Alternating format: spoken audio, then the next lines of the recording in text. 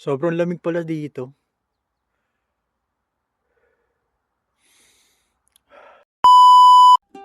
Yo, what's up mga idol? Welcome ulit sa panibagong episode ng ating vlog. So for today's video, samahan niyo po kami sa biyahe namin papuntang Europe. Kaya naman nangyari to, selected po kasi tayo. Kailangan po kasi ng operator sa Hungary at sakto qualified tayo. At sadyang mahusay lang po talaga yung agency na nag-asikaso ng mga papers ko. Ang ginawa ko lang ay nag-comply sa kailangan ng agency. Pumasa sa medical, kumpletuhin yung mga requirements. Pagka okay nun, PDOS at visa appearance na. Mga 2 linggo siguro pagkatapos ng biometric, may schedule na kami ng flight. January 15, 11pm, nagkita-kita na kami sa Terminal 1 ng mga kabatch ko. January 16, 4am ang lipad, kaya mga 1am pumila na kami para sa mga bagahe namin dala. Tuloy-tuloy na yon, sa OFW Lodge na lang kami nagpalipas ng oras. May libre kasing food trip doon, alam nyo na, route mode. Saktong 4am lumipad na kami papuntang Shanghai Airlines. Doon kasi yung connecting flight namin. Sila ang maghahatid sa amin papuntang Budapest, Europe. 8am kami nakarating ng China. January 17, 1am ang biyahe namin pa Hungary.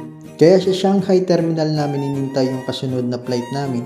迅速前往19号登机口登机，您所乘坐的航班登机口即将关闭。ESS follow protocol. From China to Budapest, siguro mga 12 hours kami nasa ere nun. Pero parang saglit lang din, puro tulog lang kasi yung ginawa ko. Mas okay na yun kaysa mag-isip ako na mag-isip, di ba? January 17, 6am nakarating na kami ng Budapest. 12 hours yun. Na-automatic set kasi yung phone ko, kaya hindi niya sinunod yung oras sa Pinas. Pagdating doon, sinundo kami ng Hungarian.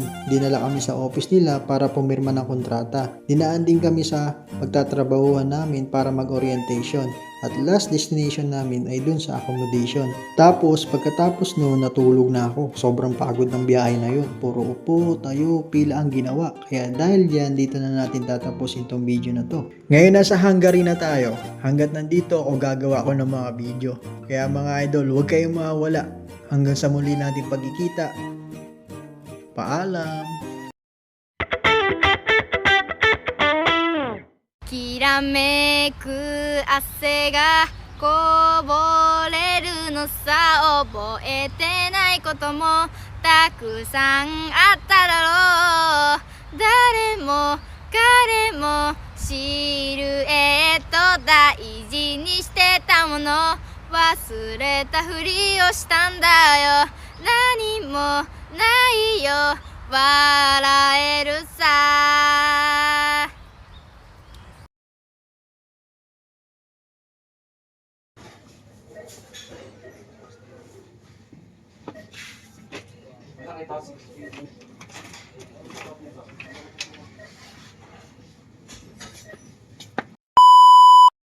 Yo, what's up mga idol? Welcome ulit sa panibagong episode ng ating vlog. So for today's video, samahan nyo po akong gastusin tong 25,000 foreign money. Sounds good, di ba? Pero pag kinonvert natin to sa Philippine money, katumbas lang nito ay nasa 3,700 pesos. So bago ko pala to ginawa, nag-research muna ako about sa pera nila. At sa pagkakaintindi ko, hindi pwede expose masyado yung foreign money sa social media. Kaya ang maipapakita ko lang sa inyo ay yung halaga. Malaki yung pera nila pero maliit lang yung value. Pakitama po kung may mali akong pagkakaintindi. Sample, bumili ako ng frozen food. Nakakalaga siya ng 1,300 foreign. Pag kinonvert natin sa peso yan, nasa 200 pesos lang. Sample ulit, itong Red Bull, ang presyo na ito dito ay 750 foreign. Katumbas lang ng 110 Philippine money. Hindi naman nagbago yung presyo niya. Sadyang nakakapanibago lang. Sabi ko nga nung una ang mahal. Pero ngayon, unti-unti na ako nasasanay gumamit ng pera nila. At tunay din yung mga sinasabi ng kababayan natin dito na medyo mura ang karne. Kasi bumili kami ng manok, 1,200 foreign lang. Sa Philippine money ay nasa 175 pesos lang siya. Ang baboy nasa 206 pesos per kilo. Yung bigas lang yung medyo mataas dito, nasa 800 foreign siya. Bale, 120 pesos per kilo. Mukhang dito na talaga tayo matututong magluto nito. Sakto lang din, pag-aaralan na lang kasi doon tayo mahina. Or pwede rin gayahin ko na lang yung mga Hungarian. Tinapay at sausage lang, sapat na sa kanila. At pagkatapos ko pala mamili ng pang isang linggong pagkain ko, bumili rin pala ako ng winter jacket. Hindi kasi kaya ng baon ko sweater yung lamig kahit doblehin pa. Itong winter jacket na to, nagkakalaga siya ng 4,800 po rin. Sa Philippine money, siguro nasa 700 plus. Okay din, pamorma. Magmumukhang lokal na talaga ako nito. So dun sa 25,000 foreign money, nakapamili ako ng mga kailangan ko. So ngayon, yung pa lang yung mga naobserbahan ko. Malaki yung pera nila pero mababa yung halaga. At sa tingin ko, marami pa ako matututunan dito. So yun, bago ko pala tapusin tong video na to, shoutout po pala dun sa nagpairam sa akin ng pera dyan sa Pinas. Magbabayad po ako, kaso nga lang, hindi ko po sure kung kailan. Ang importante po, magbabayad po ako. Kaya dahil dyan, dito na natin tatapusin tong video na to. Huwag kayong mawawala. Hanggang sa susunod natin pagkikita. Paalam!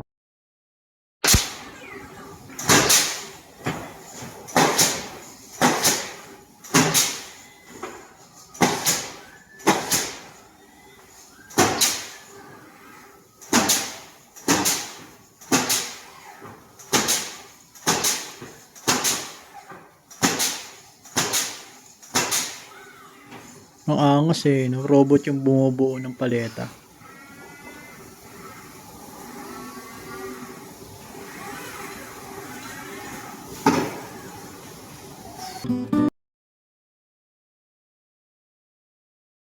So yun mga idol, nandito tayo sa paggawaan ng paleta. Yan. Dito po pala tayo nagtatrabaho ngayon. Puro paleta no? Diba? Kaso nga lang, hindi pa ako pinag-ooperate ng forklift dito. Alam nyo na, under observation pa. Baka kasi mamaya daw, tologis pala tayo, di ba? Hindi. Siguro ganun talaga siguro nasa training pa tayo, kaya hindi pa tayo pinag-ooperate. Ang ina-operate namin ngayon dito, yung mga machine nila. Marami silang machine dito, may mga robot pa nga eh. Oo, tingnan nyo to. Puro paleta talaga yan. Manawa ka talaga dito kaka-forklift. So mga idol, samahan niyo po ako ngayon sa trabaho ko. Ganun pa rin naman yung work ko. Alila pa rin naman, nagbago nga lang ng pinaglilingkuran. Gabi pa lang nire-ready ko na yung babaunin ko. 4:30, 4:40, 4:50 ang alarm ko. Saktong 5 AM nakabangon na ako niya sa higaan ko. Tapos rekta kusina na para magsaing. 6 AM kasi kami sinusundo ng kababayan nating si Jason. Forklift operator na siya dun sa pinapasukan namin. Tapos ngayon driver pa. Sila yung unang Pinoy na nagtrabaho dun sa palitahan. Pang second batch lang kami. At ang sabi niya, lahat daw ng trabaho dun napestuhan niya na. Yung area ko ngayon, naisalang na rin siya dun. Ganun siya kalupit. Walang reklamo, di ba? Katwiran niya, trabaho yan eh. Ganun din naman ako. Kaya nga nilagay ko dun sa resume ko willing ako matuto pa ng ibang bagay. Kaya siguro napili din ako. Saka hindi naman ako choosy para tanggayin yung mga simpleng trabaho katulad nito. Parang rice cooker nga lang yung mga machine nila eh. Asalangan mo lang, tapos sahantayin mo na lang maluto. Ganun. Saka hindi naman siguro mawawala yung kaalaman ko sa pagpo-forklift nito kung sakaling mag-focus ako sa ibang bagay. Mas naging interesado kasi ako sa mga robot nila dito. Pinoy lang din yung nag-ooperate ng robot nila. Tas sakto lang din kasi same area ko siya. Sabi pa niya sa akin magro-rotation kami. Tuturuan niya ako sa robot. Kabisiduhin ko lang daw muna yung trabaho. Madali lang daw yun. Basta alam mo yung pagkakasunod-sunod. Etong trabaho namin hindi naman mahirap. Hindi mo kailangan mag-isip na mag-isip. Pero dapat alerto ka. Pag nakita mo ng parating yung bisok, dun mo na ipakita yung kasipagan mo. Hindi, biro lang yun. Pero legit, dapat talaga alerto ka para maiwasan yung pagkaipit. Yung mga lokal kulang na ng mga daliri. Kaya kung nais pa nating umuwi ng Pinas ng kompleto ang kamay at paa, huwag patulog-tulog. Dun pala sa mga gusto magtrabaho sa ibang bansa, nakatulad kong first timer, ito pala expectation versus reality. Ako pinagandaan ko talaga yung mga gantong sitwasyon. Kaya huwag na huwag kayong pipirma ng kontrata na hindi kayo sigurado. Bit-bit natin yung pagka-Pilipino natin. Kaya nakakaya naman kung dun pa tayo magkakalat. Kaya dahil dyan, dito na natin tatapusin tong vlog na to. Thanks for watching ulit mga idol. Huwag kayong mawawala hanggang sa susunod natin pagkikita. Paalam!